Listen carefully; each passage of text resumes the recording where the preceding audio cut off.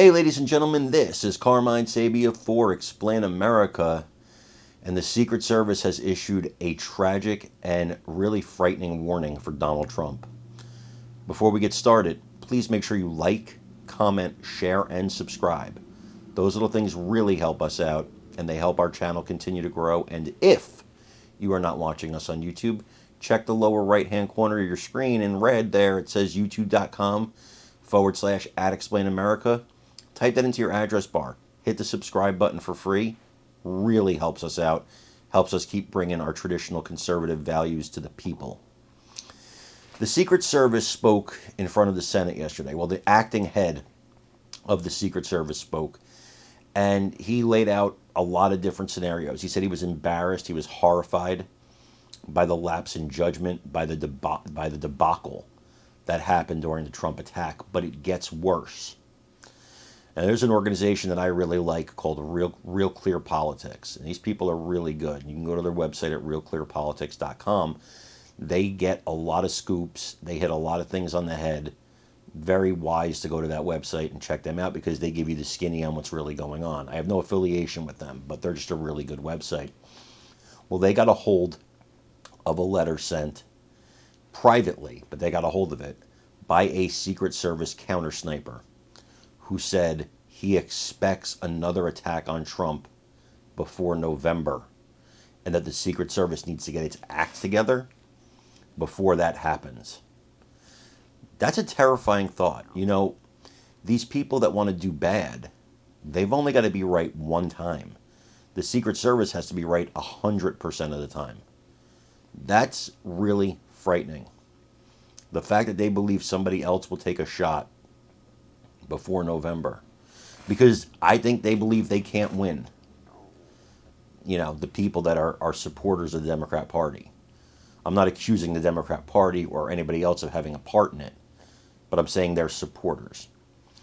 I want you to watch this video and listen to this warning and let me know what you think in the comments.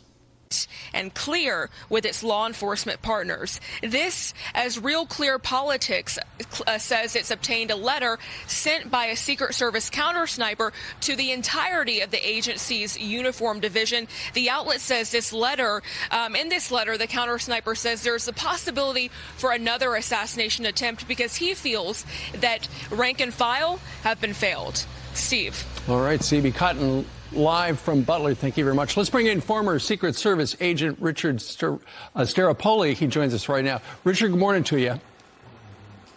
Good morning, sir. Okay, the acting boss yesterday, he seemed quite frustrated. He said that he was baffled and senators were yelling at him and he was yelling back.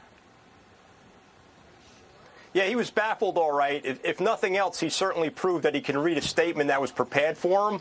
But, you know, the public, the ranking file, the entire world was watching that testimony, and they expect a Secret Service director to answer questions directly and bluntly and pointedly, not to lose their composure, and certainly not to get argumentative with congressmen and senators who are approving your budget. That's part of the problem. Yeah. As CB just mentioned, Real Clear Politics has gotten a copy of a memo that's circulating with a lot of Secret Service people. It sounds like it's from a current counter sniper inside the organization. And they say there's going to they predict there's going to be another assassination attempt, given the fact that now everybody knows that there are lapses in security. They say it could happen before September. I know you have seen that particular memo. You think you know who it's from. Yep. Essentially, what they're calling for is they got to clean house at the top of the Secret Service. Well, and that's exactly right. I've read that memo, or at least the memo that was published, you know, throughout the press yesterday. And they're absolutely right. The Secret Service needs a house cleaning, right? The director of the Secret Service did not put on anywhere near the performance that she should have 2 weeks ago. And she passed the baton to these folks, to include the acting director and the bench that's sitting behind them. These are all legacy leaders. They all have to go. They're the ones that are more culpable and responsible for setting up the tone and the attitudes which led to what happened operationally 3 weeks ago. Not only do they need to get rid of the folks that were on the ground that were directly responsible for what happened here 3 weeks ago, but the leadership has to go as well. Right now, there's so much finger pointing going on as well. Not only